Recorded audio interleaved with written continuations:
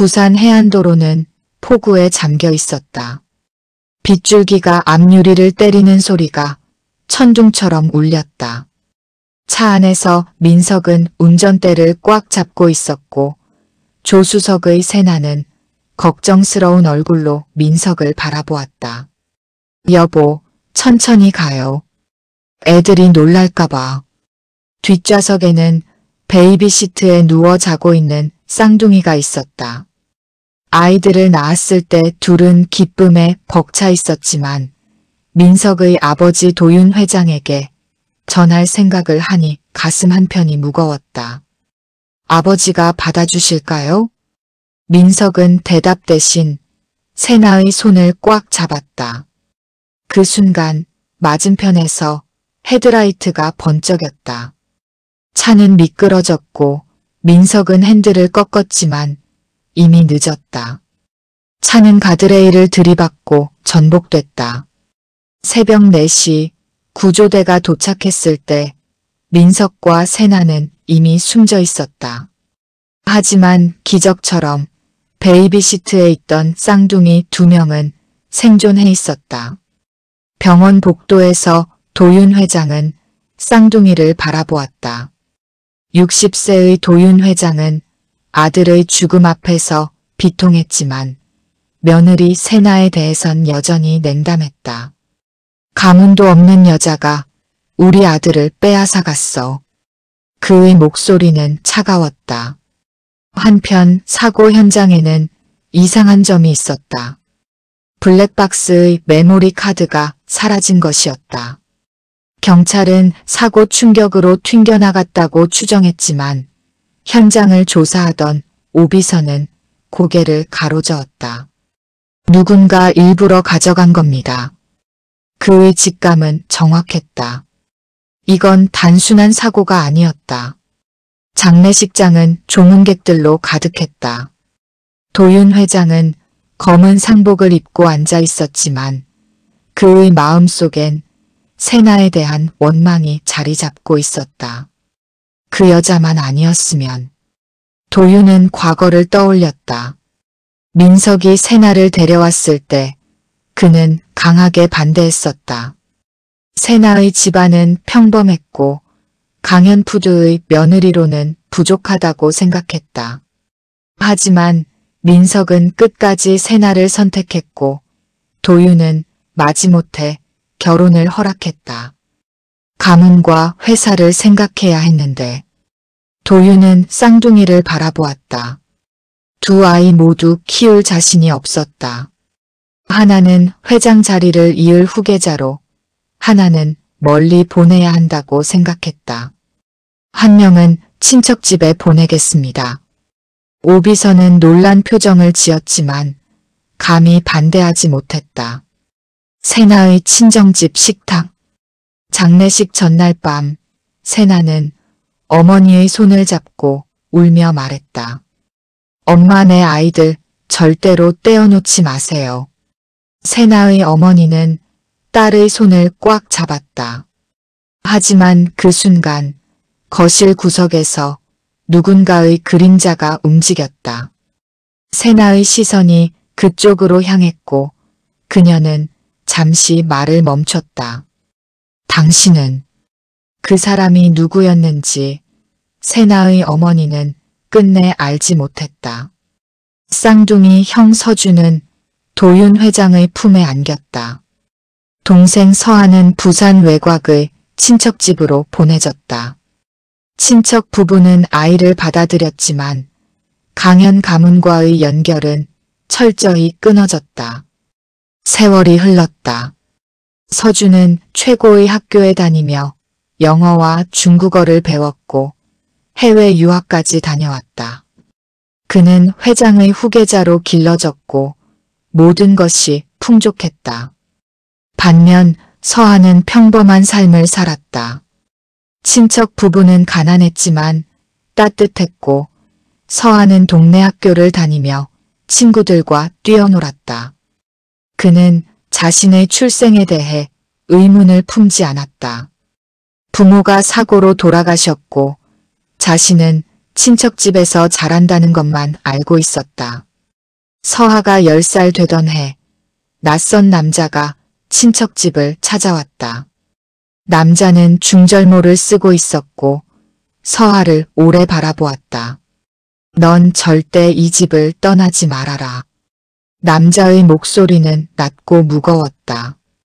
서하는 고개를 끄덕였지만 그 말이 무슨 뜻인지 이해하지 못했다. 당신은 누구세요? 친척 아주머니가 물었지만 남자는 대답 없이 사라졌다. 도윤 회장의 70세 생일 파티. 회사 임원들과 가족들이 모였지만 서하의 이름은 어디에도 없었다. 가족 등록부에서도 강현 가문의 족보에서도 서하는 지워져 있었다. 쌍둥이라는 단어는 절대 쓰지 마시오. 도윤 회장의 명령은 철저했다. 서준조차 동생의 존재를 몰랐다. 그는 외아들로 자랐고 자신이 강현 가문의 유일한 후계자라고 믿었다. 서하가 15살 되던 해 친척집 서랍을 정리하다가 이상한 종이 조각을 발견했다. 찢겨진 출생증명서였고 부모의 이름이 반쯤 남아있었다. 강민석, 박세나. 서하는 그 이름들을 소리내어 읽었다. 하지만 친척 아주머니는 황급히 종이를 빼앗아 태워버렸다. 잊어. 그건 내가 알 필요 없는 일이야. 서하는 고개를 끄덕였지만 마음속 깊은 곳에서 의문이 싹 텄다. 왜 파기했을까? 2024년 봄. 서준은 하버드에서 MBA를 마치고 강현푸드 본사 전략본부로 복귀했다. 30세의 그는 차분하고 냉철했으며 회장의 뒤를 이을 준비가 되어 있었다. 같은 날 서하는 강현푸드 본사 영업팀에 입사했다. 그는 지방대를 졸업했지만 성실함과 열정으로 경쟁을 뚫고 입사에 성공했다. 서하는 꿈에 부풀어 있었다. 드디어 서울이다. 두 사람은 같은 회사를 다니게 됐지만 서로 형제라는 사실을 몰랐다. 인사팀 직원이 서하의 정보를 입력하던 중 이상한 메시지를 발견했다. 강서하 마이너스 접근 불가. 권한 제한. 직원은 고개를 갸우뚱했다. 누군가 개인정보를 막아둔 것이었다. 하지만 직원은 더 이상 파고들지 않았다. 회사에서 살아남으려면 모르는 게 약이었다. 본사 1층 카페. 서준은 에스프레소를 주문하고 서 있었다. 그때 옆에서 누군가 똑같은 음료를 주문했다. 에스프레소 더블샷 하나요. 서준은 고개를 돌렸고 서하와 눈이 마주쳤다. 순간 두 사람은 멈췄다. 눈빛, 코의 각도, 입술의 모양까지 너무나 닮아 있었다. 서하가 먼저 말을 걸려 했지만 서준은 차갑게 고개를 돌렸다. 하지만 그의 가슴 속엔 설명할 수 없는 불편함이 자리 잡았다. 왜 저 사람을 보면 이상하지? 서하도 마찬가지였다. 그는 서준을 보며 묘한 따뜻함을 느꼈다. 보이지 않는 끌림, 기시감. 복도에서 두 사람이 스쳐 지나갈 때 동시에 오른쪽 어깨를 잡는 버릇이 보였다. 같은 버릇, 같은 자세. 누군가 이 장면을 지켜보고 있었다. 오비서였다. 그는 떨리는 손으로 휴대폰을 꺼내 도윤 회장에게 전화를 걸었다. 주말 서하는 친척집을 방문했다. 친척 아주머니는 병원에 입원해 있었고 서하는 집을 정리하다가 오래된 상자를 발견했다. 상자 안엔 일기장이 있었다. 낡고 바래진 일기장. 첫 페이지를 펼치자 익숙하지 않은 필체가 나타났다. 나의 아이들에게. 서하의 손이 떨렸다. 이건 엄마의 일기장이었다. 그는 페이지를 넘기며 읽어내려갔다. 세나의 일상, 민석과의 사랑, 쌍둥이를 임신한 기쁨. 쌍둥이. 서하는 눈을 크게 떴다. 자신에게 형제가 있었다는 건가? 마지막 페이지는 뜯겨 있었다. 하지만 바닥에 작은 종이 조각이 떨어져 있었고 그 위엔 단 한 문장이 적혀 있었다. 두 아이를 갈라놓으려는 사람이 있다. 서하는 일기장을 꽉 안고 울었다. 같은 시각 도윤 회장의 저택. 오비서는 15년 동안 간직해온 USB를 꺼냈다. 회장님, 이걸 들으셔야 합니다.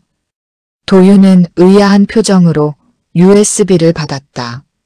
오비서는 재생 버튼을 눌렀고 오래된 음성이 흘러나왔다. 아버지, 저 민석입니다. 세나가 쌍둥이를 낳았어요. 도윤의 눈이 커졌다. 아버지, 제발 절대 갈라놓지 마세요. 두 아이는 함께 자라야 해요. 형제는 함께 있어야 합니다. 민석의 목소리는 절박했다. 그리고 녹음은 끊어졌다. 도윤은 얼굴을 감싸쥐고 오열했다. 죄책감이 밀려왔다. 아들의 마지막 부탁을 무시하고 두 아이를 갈라놓았다. 내가 무슨 짓을 한 거야. 그때 오비서가 음성 파일을 다시 재생했다. 끝부분에서 미세한 숨소리가 들렸다.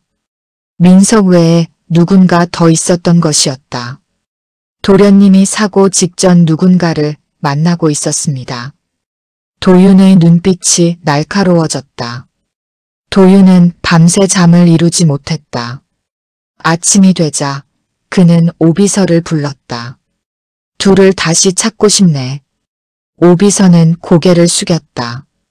이미 회사에 있습니다. 서준 도련님과 서하 씨가. 도윤은 멈칫했다. 서하? 그 아이가 회사에? 네. 영업팀에 입사했습니다. 도윤은 창밖을 바라보았다.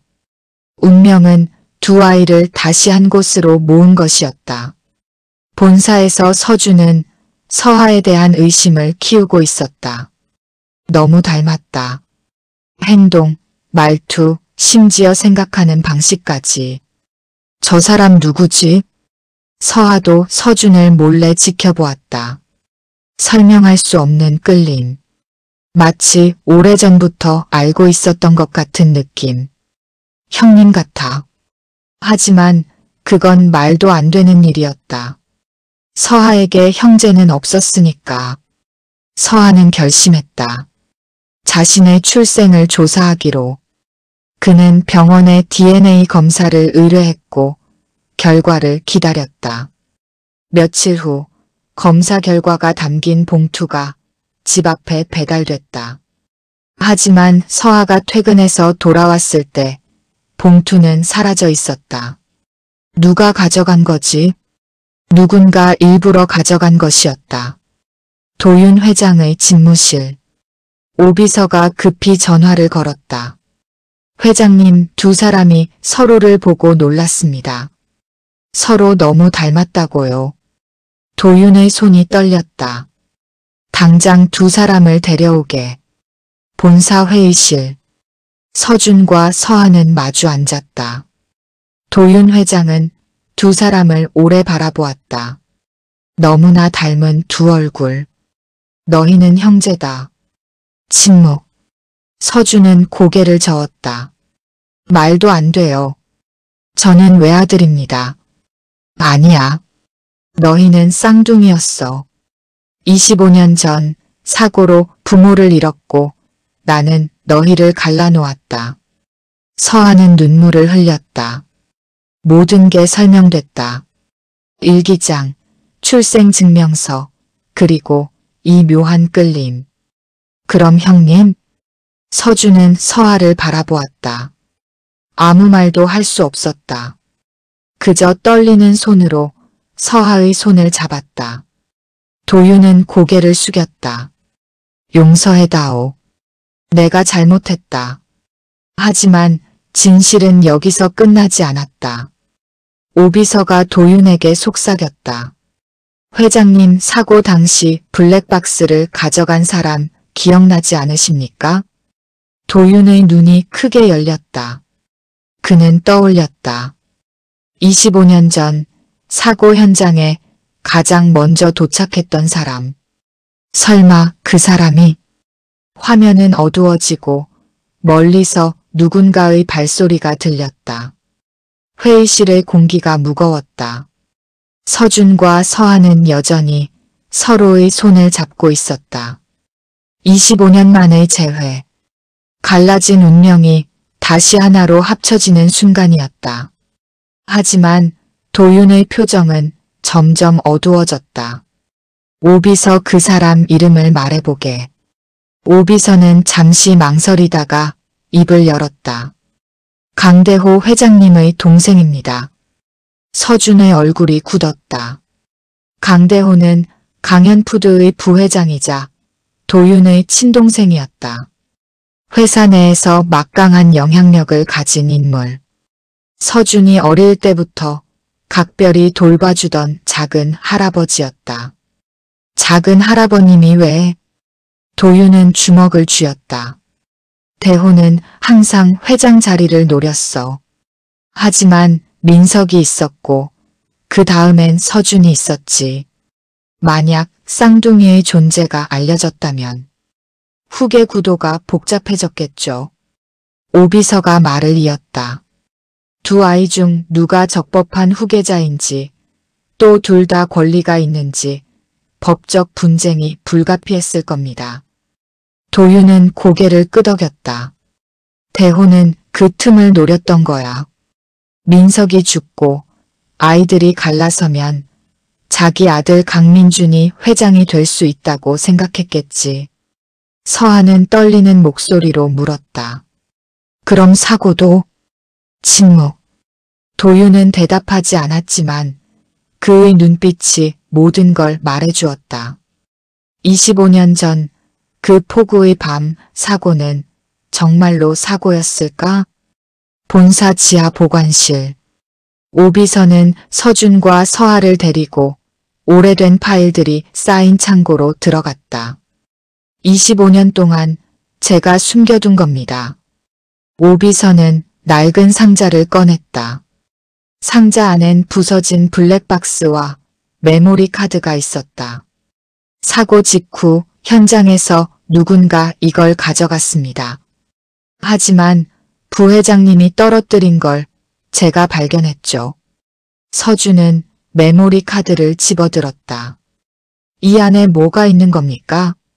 사고 전 10분간의 영상입니다. 그리고 진실이 담겨 있습니다. 그들은 본사 보안팀의 오래된 컴퓨터에 메모리 카드를 연결했다. 화면이 깜빡이더니 25년 전 그날 밤의 영상이 재생됐다. 폭우 속 해안도로. 민석의 차가 달리고 있었다. 그때 반대편에서 트럭이 다가왔다. 트럭은 중앙선을 넘어 민석의 차를 향해 돌진했다. 이건 고의였어. 서준의 목소리가 떨렸다. 영상은 계속됐다. 트럭과 충돌 직전 카메라는 트럭 운전석을 잠깐 비췄다. 희미했지만 운전자의 얼굴이 보였다. 저 사람은. 서하는 숨을 멈췄다. 그 얼굴은 낯설지 않았다. 회사 복도에서 본 적이 있었다. 강대호의 오른팔 최비서였다. 회의실로 돌아온 세 사람은 도윤에게 영상을 보여주었다.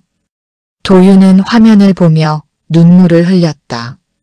내 동생이 내 아들을 죽였어. 분노와 슬픔이 뒤섞였다. 도윤은 책상을 내리쳤다.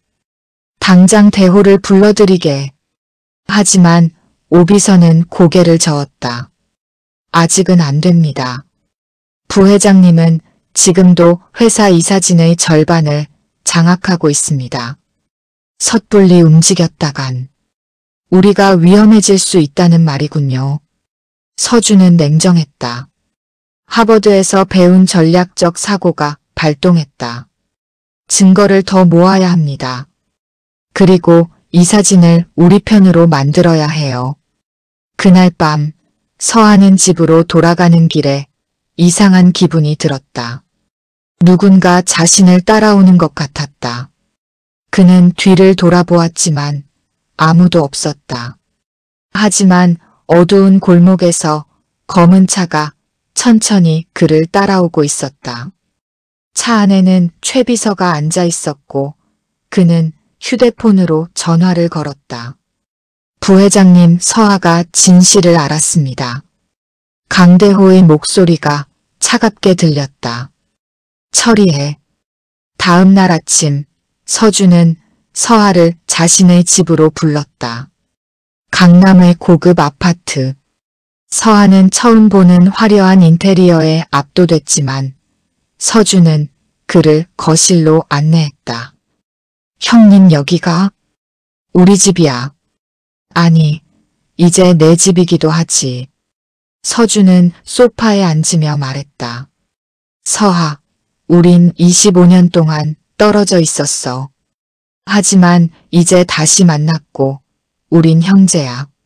서하는 눈물을 참으며 고개를 끄덕였다.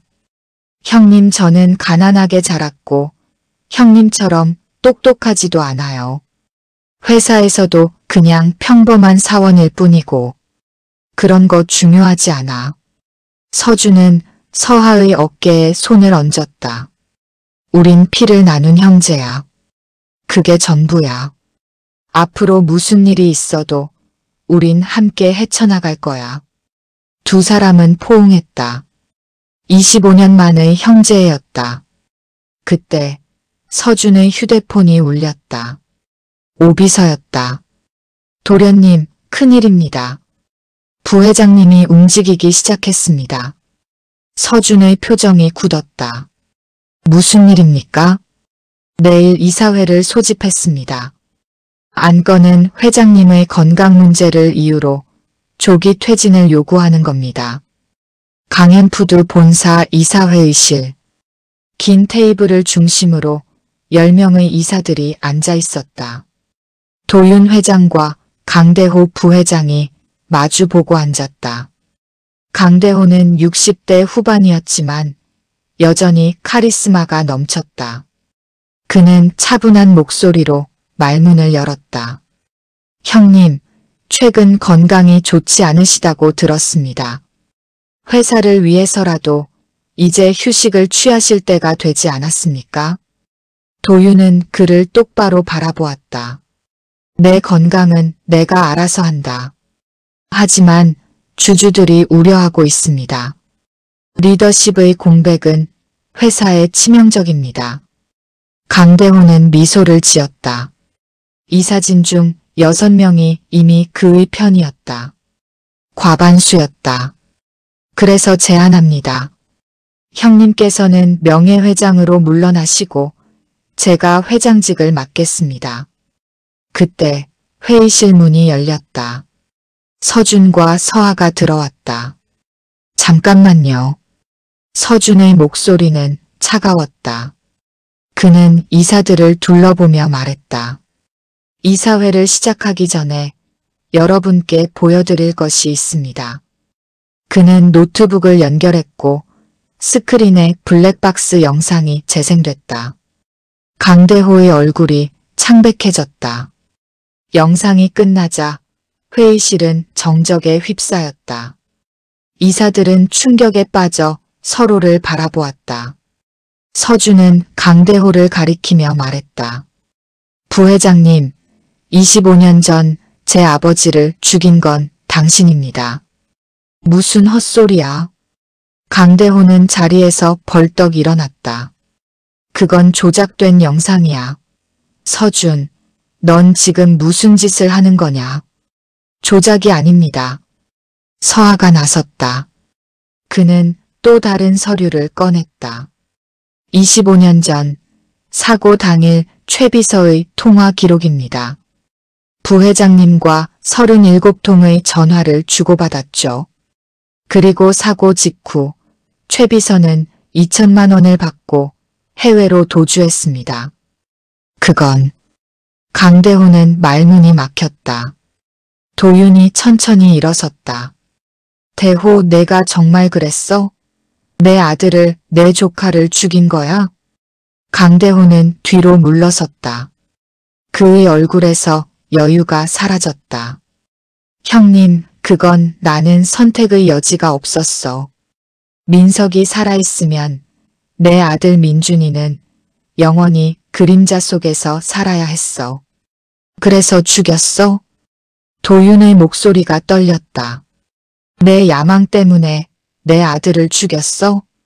이사회는 즉시 강대호의 모든 직위를 박탈했다. 경찰이 호출됐고 강대호는 수갑을 찬 채 회의실을 떠났다. 형님, 나는 그저 다시는 내 앞에 나타나지 마. 도윤의 목소리는 냉정했다. 동생이었지만 더 이상 가족이 아니었다.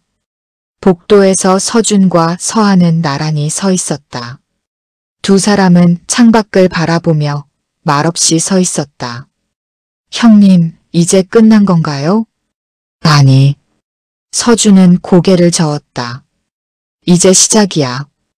우린 이 회사를 지켜야 해.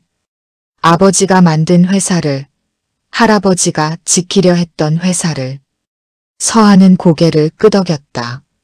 함께 할게요. 형님. 두 형제는 손을 맞잡았다. 3개월 후 강현푸드는 안정을 찾았다. 강대호는 재판을 받고 있었고 회사는 서준과 도윤 회장의 리더십 아래 새로운 방향으로 나아가고 있었다. 서한은 전략본부로 발령받았다. 형 서준의 곁에서 일하게 된 것이었다.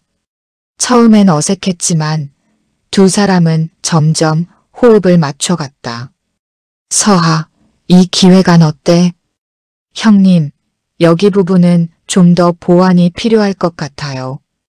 그들은 자연스럽게 형제가 되어가고 있었다. 어느 주말 두 사람은 부산 해안도로를 찾았다. 25년 전 사고가 난 바로 그곳이었다. 그들은 꽃을 놓고 부모님께 묵념했다. 아버지, 어머니, 우리 다시 만났어요. 서한은 눈물을 흘렸다. 형님과 함께 있어요. 앞으로도 계속 함께 할 거예요. 서준은 동생의 어깨를 감싸 안았다. 약속할게요. 다시는 떨어지지 않겠습니다. 바다에서 불어오는 바람이 두 사람을 감싸 안았다. 25년 만에 갈라진 운명은 다시 하나가 됐다. 서한은 집으로 돌아와 어머니의 일기장을 다시 펼쳤다. 뜯겨진 마지막 페이지를 유심히 바라보다가 빛에 비춰보았다. 그러자 희미하게 눌린 글자가 보였다. 다음 페이지에 쓴 글씨가 눌려서 남은 흔적이었다. 내 아이들아, 엄마는 항상 너희를 사랑해. 무슨 일이 있어도 너희는 형제라는 걸 잊지 마.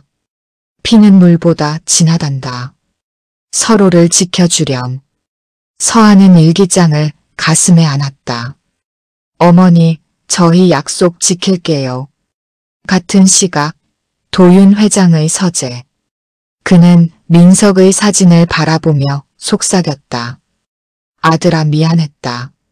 하지만 이제 내 아이들은 함께 있어. 서로를 의지하며 살 거야. 그는 사진을 쓰다듬으며 미소 지었다. 넌 좋은 아버지였어.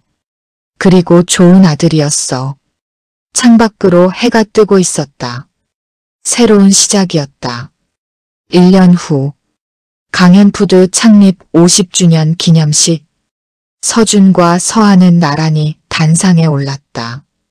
도윤 회장은 명예회장으로 물러났고 서준이 새로운 회장으로 취임했다.